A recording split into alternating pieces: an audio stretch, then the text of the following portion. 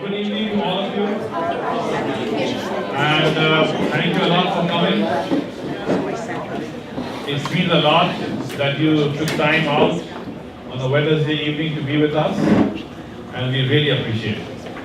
As you are all aware of that, we are celebrating the month of Ramadan, and we fast in this month, and we have this iftar, which means that at sunset we break our fast, and it is always good to break your fast with your friends and families, right?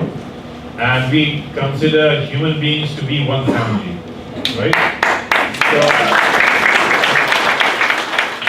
So back home, I'm from India, iftar was always a time when we'll have our grandma, grandpa, uncles, aunts, neighbors, my Hindu friends, my Sikh friends, my Christian friends, and we will be there, and it was nice to break fast together, right? And we didn't have any Jewish people living in my city. Most of the Jewish community is found in Bombay, which is Mumbai now for some weird reason, but the real name is Bombay. So, but iftar time was always a family time, a friendship time. It was a time when we'll talk over the meal of iftar, and we'll make new friends, right? And so here, when I moved here to Orlando, I tried to continue that tradition. And here I don't have my grandma, my grandfather, my uncle and aunt, but I have you, right? So we are all one family, and it's always good to sit around a table, right? Break the bread together and have a conversation. And when we are doing that, we don't want to bring our religious point of views, and we don't want our religious differences to be the focal point of our conversation. We want to talk from a heart to another heart, right? And this is what God wants us to do, to have a clean heart towards everyone. So your coming here is a token of the fact that you have a clean heart and you want to make good and new friends, right? And this is what we are looking forward to as well.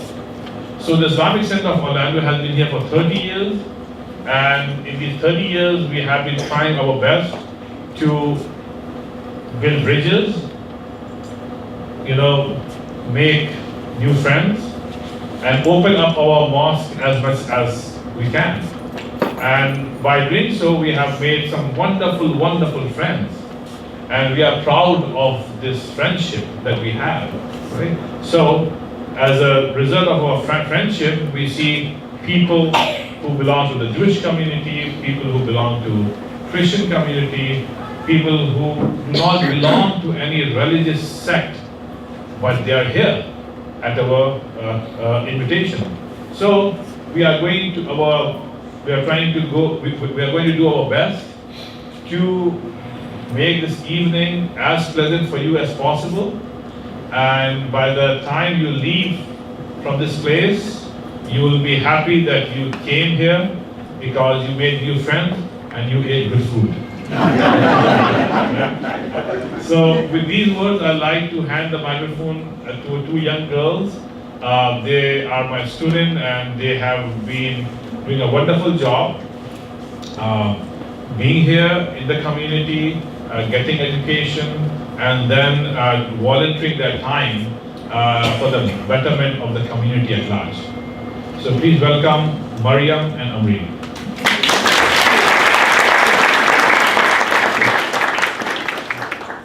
Thank you, Imam Tariq. Good evening, everyone. Assalamu alaikum. Which means, may peace and blessings be upon you. On behalf of the Islamic Center of Orlando, we would like to welcome you all to this year's Interfaith Iftar. My name is Amreen. And my name is Mariam. The Islamic Center of Orlando was established over 30 years ago. And our goal is to bring people together from all different beliefs, ethnicities, and lifestyles. Tonight, we'd like to discuss the importance of interfaith gatherings as well as the significance of Ramadan. So as you can see behind us, this is our current mosque, and we're in the process of building a new one. On the inside, a mosque is a large carpeted hall where we pray and sit on the floor. Here, Imam Tariq is giving his Friday sermon. So in Islam, we like to begin our gatherings with the name of God. So I would like to please welcome Ibrahim Nassim to please recite verse 254 from chapter 2 of the Holy Quran. He is a Hafiz of the Quran, which means he has memorized the whole book.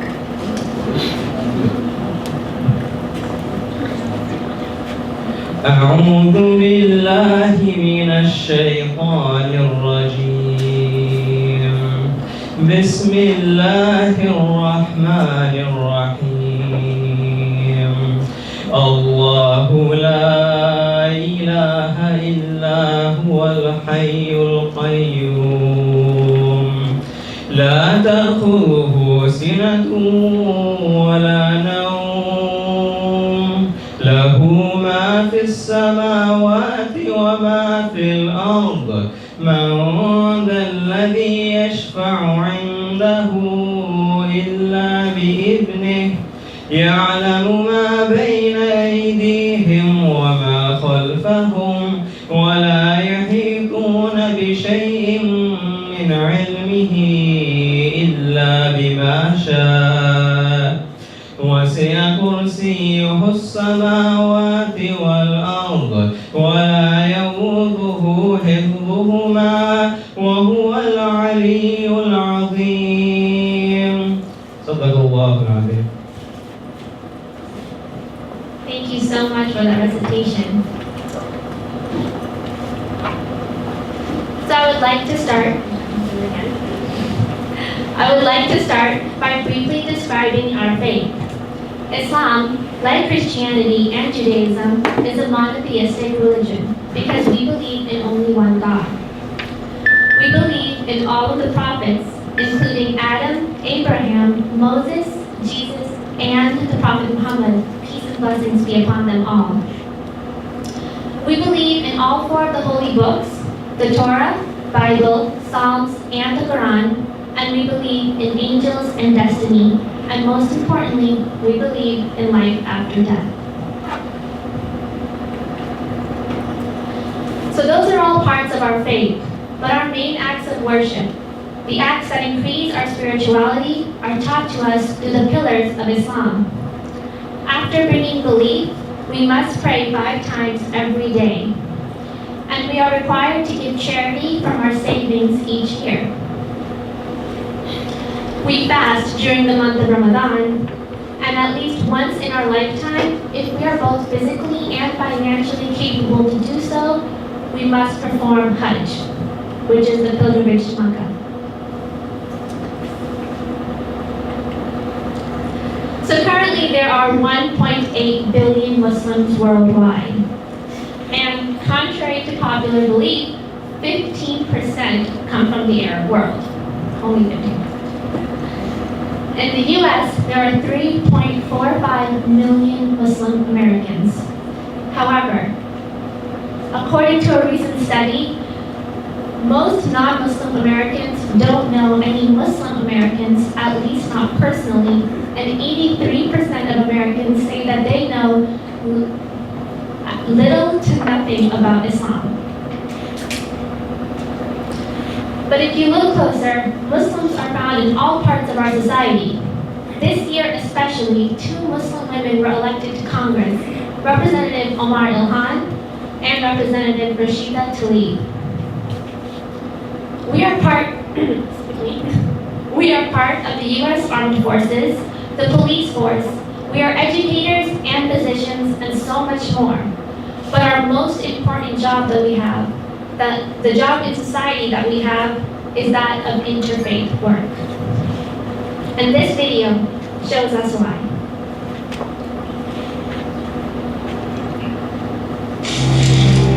On a 3 in the morning, then I saw an article about a group of Muslims who had bought 30 acres and were planning to build a complex. When I saw that, my stomach kind of tightened up. They were going to be right across the street from us. I felt that ignorance and that fear. So I prayed. I said, well, what are we supposed to do? The idea of Memphis Islamic Center started because we felt we needed a family life center, a place for people to pray and play, to socialize, and have a sense of community. It is a difficult time for Muslims in America. We did not expect to be welcome. We thought we have to work hard. And one day we were driving by and we see a banner. And that banner says, Heart Song Church welcomes the Memphis Islamic Center to the neighborhood.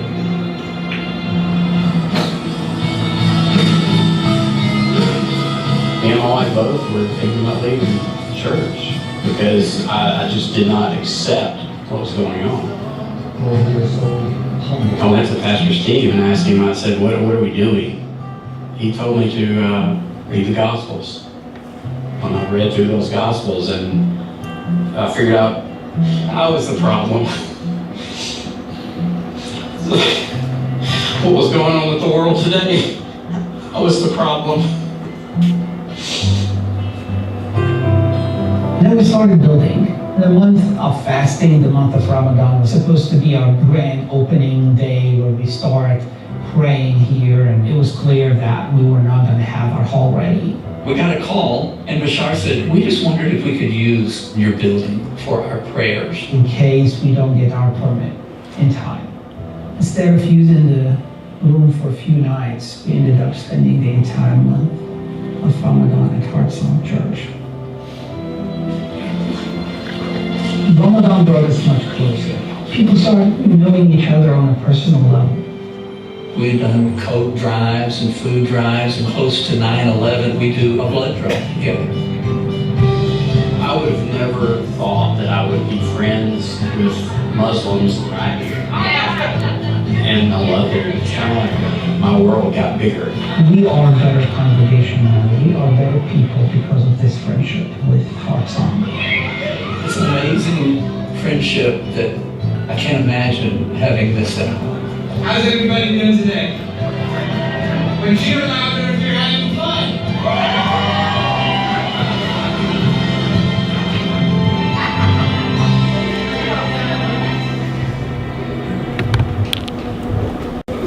So there are a lot of important messages that we can take from that video, but what really stands out is how the members of the Heart Song Church welcomed the Muslim community and opened their hearts to meet each other and live with peace and harmony so that they can build a better community. This is why we at the Islamic Center of Orlando find it important to host these year-round events so that we can meet and speak with people of different faiths to keep us united. We host multiple Interfaith Iftars and barbecues to open up a dialogue with the community. And we invite schools to our local mosque to educate them on the topics of Islam. We try our best to give back to the community by providing food for the homeless. And during the stressful times of Hurricane Irma, we were pleased to work in coordination with Red Cross to provide relief, keeping our mosque open as shelter from the storm and packaging food for those in need in Puerto Rico. Last year, we were honored to be awarded by JP Morgan Chase as Volunteer Group of the Year. And we hope to continue working hard on this path.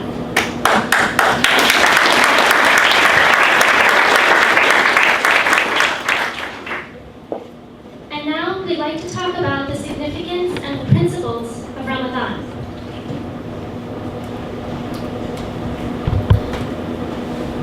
Ramadan is the most sacred month in Islam, and as God has decreed all Abrahamic religions to fast, Muslims have been ordained to fast as well. Ramadan is a gift because the Holy Quran was revealed to us in this month, and it is a month in which a single good deed is rewarded with thousands of blessings. I'd like to request Ibrahim Nassim to please come and recite a verse from the Holy Quran for us.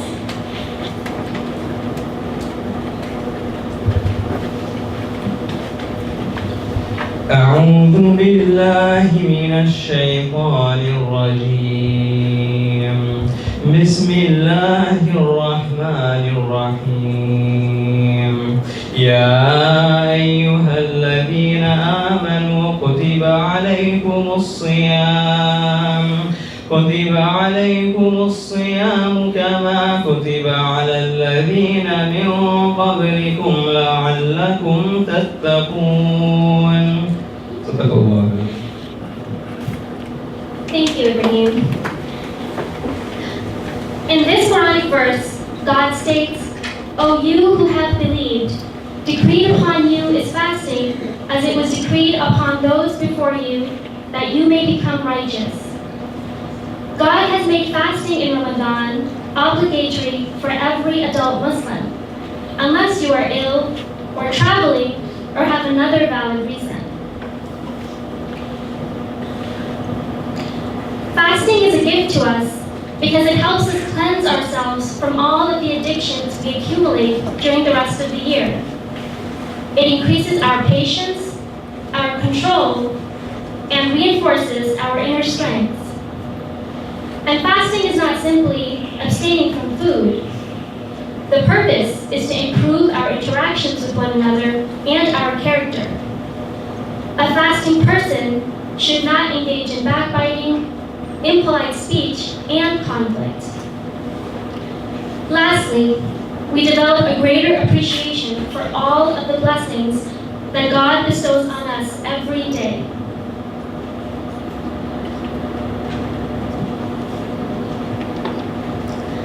After a day of fasting, we come together at sunset to open our fast, which is known as Iftar. Here we have pictures of Iftar at the White House, and Iftar in Canada with Prime Minister Justin Trudeau. Iftar highlights what is truly important in this life: community and family. In fact, it is customary to open your fast in a gathering and not alone. So regardless of where we are and the hardships we face, at Iftar everything is put aside and we come together.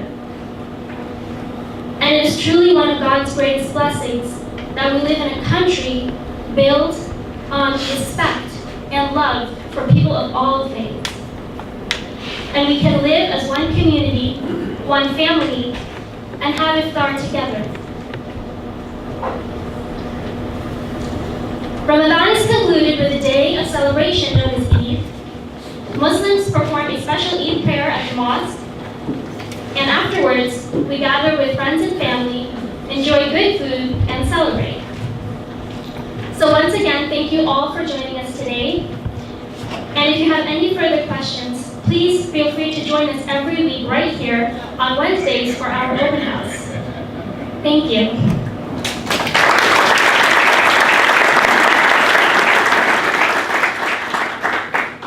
We would now like to take this time to welcome up our guest speakers.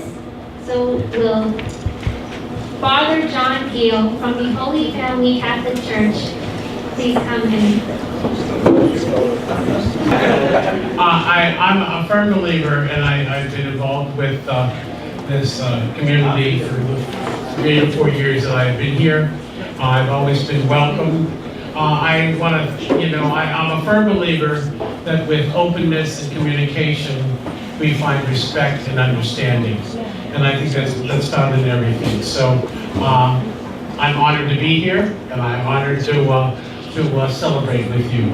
And I tell you, the Catholic Church has a great understanding about fasting. We just went through a period of fasting in our church as well. The idea of Lent is preparation, and the same qualities that you speak of about fasting are held within the Catholic Church as well. So we do have a lot in common in many ways. And I thank you all. Thank you.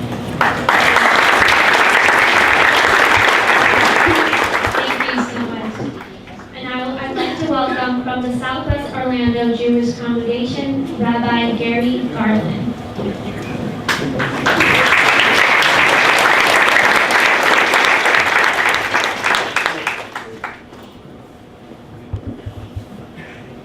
Ramadan Mubarak. Let me tell you why it's important that myself and about 20 of my congregants are here this evening. You know, it's very easy to point to all the commonalities. And since, of course, both Judaism, Christianity, and Islam all come from the same roots, we're all children of Abraham and Sarah, it's easy to point to all those commonalities. But then there are all those differences, too. And those differences sometimes can be interesting, and sometimes those differences can be unsettling. But let me tell you why these sorts of things, these sorts of interfaith things are important to me. We begin with the things that are easy, all the things we share in common. And I'm constantly learning about the things in Judaism that are reflected in slightly different ways, or sometimes seriously different ways, but parallel ways in Islam. But to get to the difficult things, you have to really have a connection with somebody else.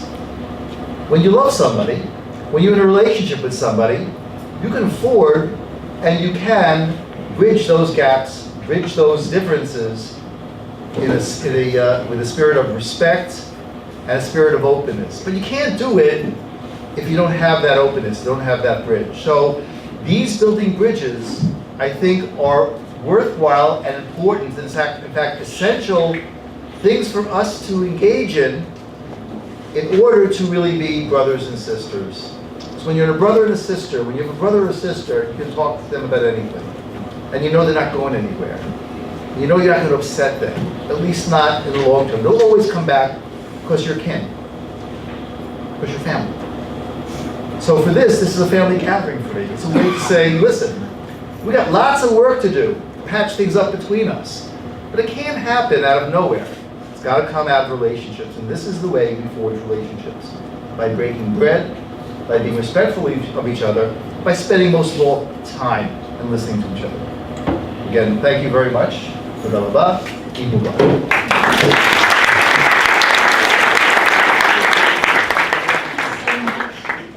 I would now like to welcome from the St. Peter and Paul Catholic Church, Brother Paul Santoro.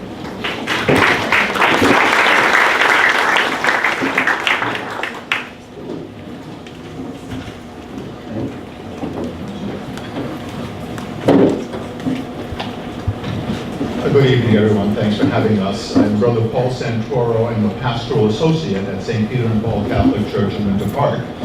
And we are pleased to be here at this congregation tonight with members of our parish. It's about 12 or 13 of us who made the trip over. And on behalf of our pastor, Father Dirk, who couldn't make it tonight, and other parishioners, we're here to greet you, and we thank you for the opportunity to be here. Just briefly, when I look at what's going on in society today, we focus, and I think the Imam said this at the very beginning, we focus too much on what separates us. And we become more concerned with our differences rather than what we share in common. And sometimes those differences lead to conflict, to mistrust, to anger, and sometimes to hatred. We all know that fear is born of ignorance, and it may be this ignorance, this fear in others, because we don't understand one another, we don't understand what it means to come together in peace and to be educated, why we are here tonight, to share those experiences of time with one another. As the rabbi just said, we are all brothers and sisters under the one true God. We were created in God's image and likeness, each one of us, a common ancestry that binds us together. No division in God. All are one in God, and God is one in all. God, in his wisdom, allowed the formation of different religions. Judaism, Islam, Buddhism, Christianity, you name it. What God has allowed is beautiful, and it's worth celebrating. 2 months ago, Pope Francis visited Morocco, and people questioned him, why would you go visit a Muslim country? What is that all about? The Pope said this: We are all descendants of the same father, Abraham. He said his trip to Morocco was but a step on the journey of dialogue and encounter with our Muslim brothers and sisters. The Pope went on to say that we should not be afraid of people of other faiths, but we should be frightened if we are not doing the work of fraternity or walking together in life. The Pope noted that his pilgrimage was following in the steps of St. Francis of Assisi, the founder of the community to which I belong. St. Francis was a man of peace and of love. He lived over 800 years ago. He loved all of God's creation, the tiniest of creatures to the greatest, from the smallest blade of grass to the biggest trees, from the great sun to the lesser stars that rule the night. And it's 800 years ago this year that St. Francis made the journey during the Fifth Crusade to Damietta, Egypt, to meet with the Sultan. And during that visit, people expected Francis to be martyred by the Muslim people. Francis was able to cross enemy lines with two of his brothers, and the Sultan was waiting for him with open arms and welcomed him to Damietta. And they shared conversation and fellowship together. And they shared love and they shared peace at a time of war.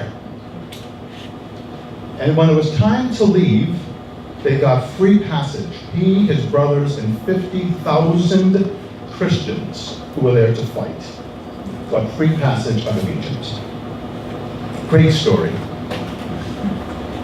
So Francis came in peace and was granted that privilege.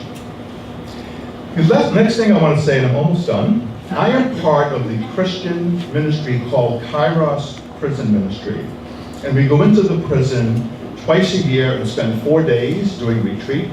And then we go back twice a month to share and care for each other.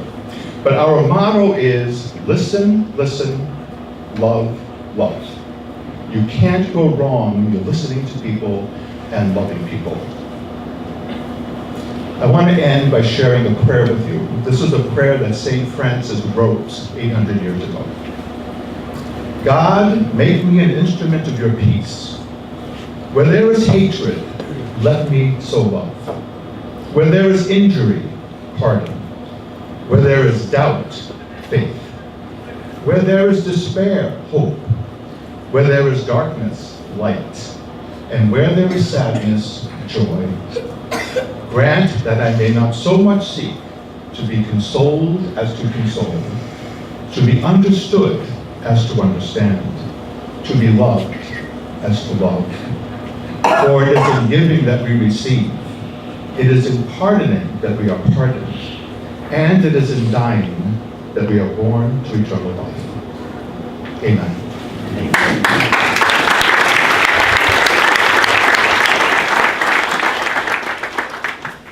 Thank you so much for those kind words.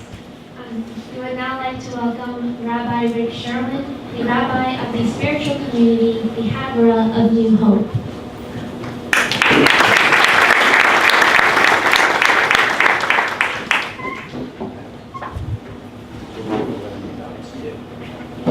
Now. That sounds familiar. So, you move Denny, slower you go backwards. We speak of the Psalms, we speak of common language, your holy book of Psalms, Tehillim for us. So we take one verse, not of what exists, but what should exist. Misha, I need you to. Okay, don't. Psalm 133, verse 1. You know it as how wonderful, how pleasant it is when we as family are together as one. But we'd like to do it in Hebrew. So we'd like to ask those of you who know the Hebrew to join us. Those of you who don't, to please fake it. And what we normally do, because we are together, is we extend our arms and we sing. Shevet Achim Gam Yachad. Your arms. Hine ma tov u'madayim. Shevet Achim Gam Yachad. Hine ma tov. Shevet Achim Gam Yachad.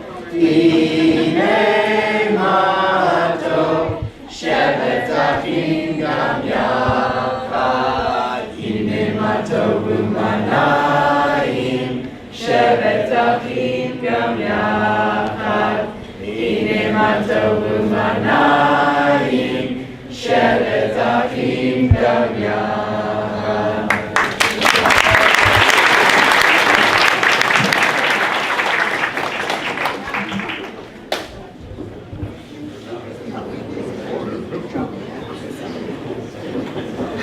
My Christian friends, extensions of my Christian family, please forgive me. We speak in this world of being together, and we are. I think one of the most misperceived realities of this world is the relationship between Jews and Muslims. We share much in this world, Jews and Muslims, not all of it good. The world treats us as monolithic categories, and that leads to Islamophobia. It leads to anti-Semitism, both of which are raging in our country and in the world. The Hebrew word for it is sinat chinam, baseless hatred. Jews, Muslims are wrongly considered religions and nothing more. Wrongly. We have a culture that people ignore. Language, music, and most importantly, yes, food. Tariq said it before. But that's more than religion. It's not just a box to be checked up, Protestant, Catholic, Jew, Hindu, Muslim. Can't do it. There's more to it. We are families. We are brothers and sisters. We have Abraham, Ibrahim. We have Miriam, Hanabi'ah.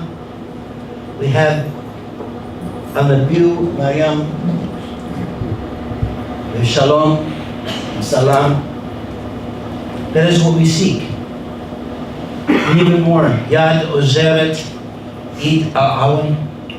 That is what we do.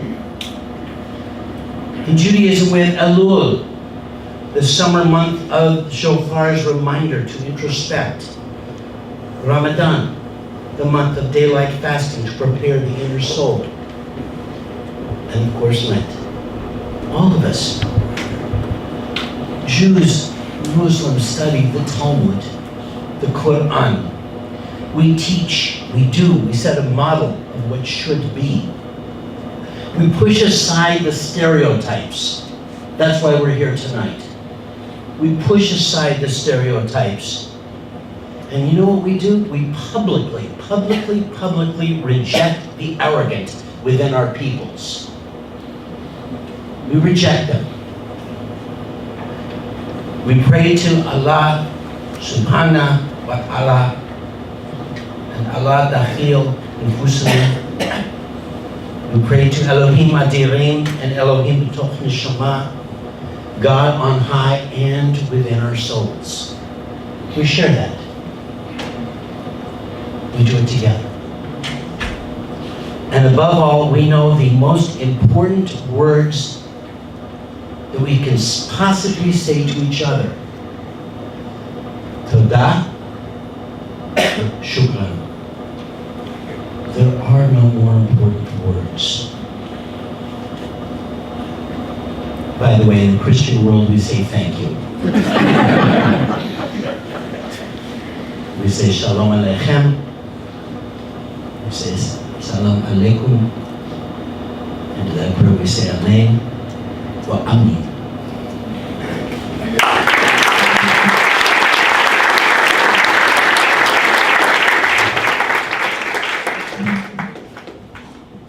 Thank you so much for that.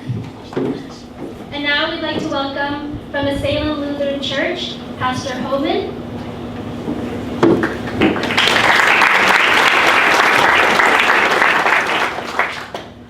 I've been thinking a fair bit the last couple of weeks about what becomes normal. It's become normal for me to be here and have a microphone. I don't come here without expecting that the imam is going to invite me to speak. But in my adult life, I've lived in 6 different communities and worked in a whole bunch of others across the United States. One of those communities was Littleton, Colorado, where we lived just a quarter mile from Columbine High School at the 10-year anniversary. And it strikes me that school shootings have been something that we have allowed to become normal in our culture. But there are other things that we can decide to make normal that are more positive things. So gatherings like this in this community have become normal. And I say that as that it's been a gift, I think, and that this larger metro area and this community, the faith that runs up and down this road, what we're doing, I think, is working. Yeah. On May the 11th, there was an iftar meal here. I was not here, but my 16-year-old also was not here, but he was across the street breaking the fast with a friend from the Dr. Phillips High School band and another friend that's Jewish who had expressed an interest in coming to one of these meals. And so he got up at 4:30 and fasted, and him and Abdul and Logan all gathered and broke fast together. Not where all the adults were doing all the talking, right? They weren't hanging out with all the old people. They were over there just being community together. And that's normal for them. We do that after school and before football games that the band plays at. The 3 of them go eat. And I think that's just evidence that when we come together like this in sort of official ways, it also begins to become a normal thing that happens, not just when we gather in those ways, but our families gathering together and our children and our whole community becoming a different kind of normal that I think can be a model for the broader world beyond our geography here, that we can spread this kind of love and togetherness and unity that we are creating. Thank you.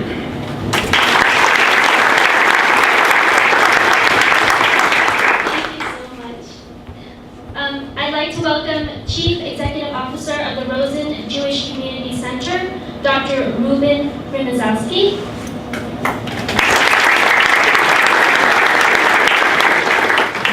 Thank you. So I'm looking at the Orlando Jewish Community Center, the Rosen JCC as a center, and the Islamic Center. And it reminds me of a story that the rabbis had in a debate talking about, in our literature, there were 2 major centers of Jewish learning from the Talmud era. There's the Babylonian area and the Jerusalem Talmud. And there was a debate by the rabbis that said, how is it possible to have 2 centers? You can't have 2 centers because the center is the epicenter, right? So, what I want to say to the rabbis, if they were here today, and some are here, of course, is that the word community, the root of it is unity. And the first people that welcomed me into this community was the imam, and the hospitality and what we call in Hebrew the hachnasat orchim, the welcoming of the other, takes away the mystery of who these people are. We all have a shared endeavor of building the community that we aspire to. And so the thought that I think is so pertinent for a community gathering of the other is to say we share together the same aspirations. When the rabbi said in commenting about 2 centers that were arguing amongst each other, which laid claim to the centers, the rabbi said the following: do not think about yourselves as the center, look to your right and look to your left.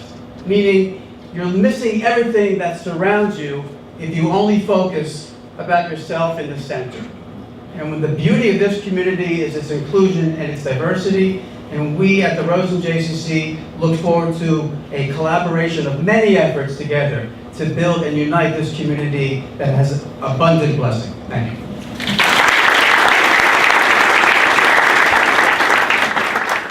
Thank you for your kind words. And now I'd like to welcome Minerva Glidden from the Quakers of Orlando, the Religious Society of Friends.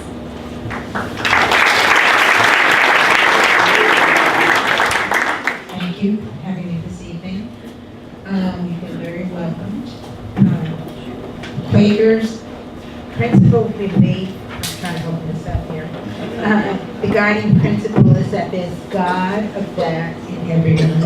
And I really feel that in this room. Quakerism is a religion of peace, and it's one of the recognized peace churches in the United States, along with the Amish, the Church of the Brethren, and the Mennonites. Tonight, as we break bread here together, I want to use maybe a Hindu prayer.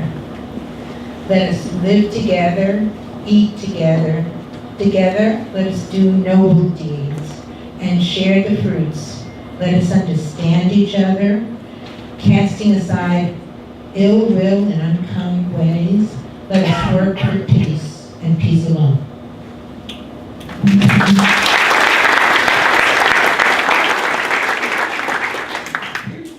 Thank you. And now I'd like to welcome Imam Tariq once again. So, as you know that we break our fast at sunset, and according to my watch, we still have 9 minutes left. At the beginning, when you are hungry and tired, these 9 minutes is like 90 minutes. So, you can utilize these 9 minutes by asking someone who has a few words to say, come forward and share your wisdom. So will somebody like to come and share the feeling coming here at our iftar? How do you feel? Maybe after food you will open up. Okay, so we'll use these 8 minutes that are left. I'm watching my clock. By talking among each other, and after 7 minutes I'll come and I'll how we make the fast. Thank you.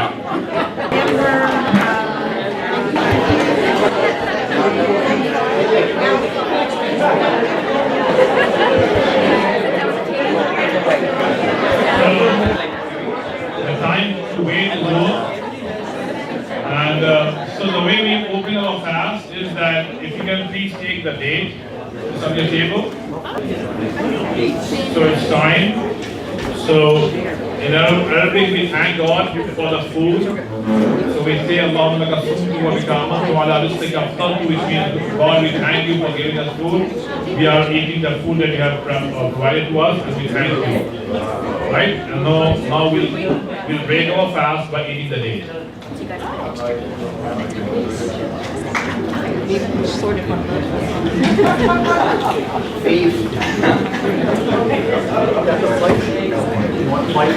And after this, we have a call for prayer, and we have a young man, Mother Rahman. He will call the prayer. He will make a call to the prayer.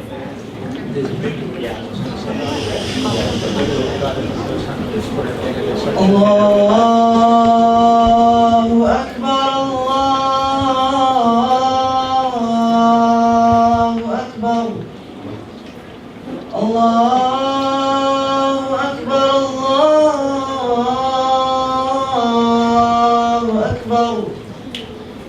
Ashhadu an la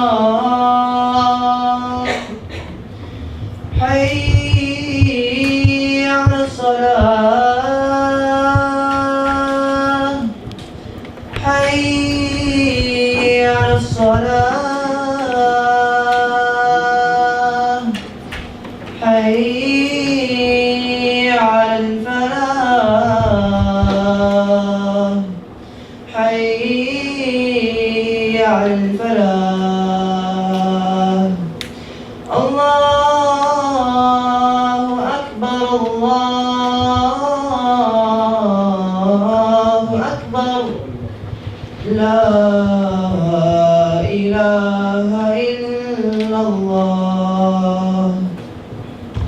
So now this is the time that I call the happy hour for us. the time to eat. So Mariam will guide us. Thank you.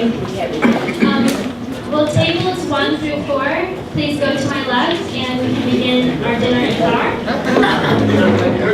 The right one. Please see survive at the front door. For kosher, please see. We're going to visit with her. Take it to have. It's very heavy. Very heavy.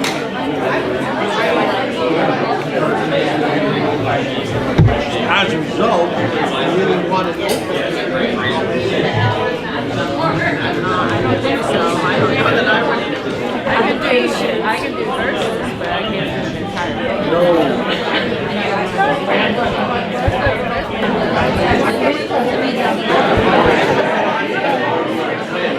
So how is your food?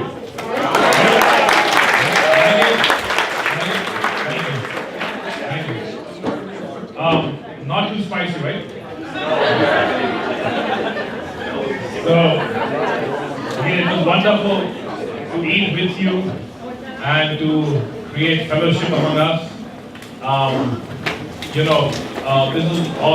This event is all about creating friendships and then strengthening it. At this time, I'd like to again request somebody who would like to come forward and talk about their experience here or about their feelings here. Please feel free to do so. So far, the rabbi and the pastor and the imam have spoken. Now their followers should speak. Yes.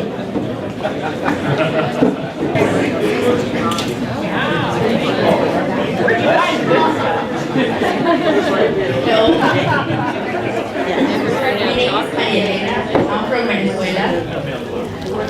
This is my third time here. I want to say thank you for the invitation. Ms. Elham. She's like my mom. She's so warm with me. She's the best. With me, with my daughter. And now my mom is with us.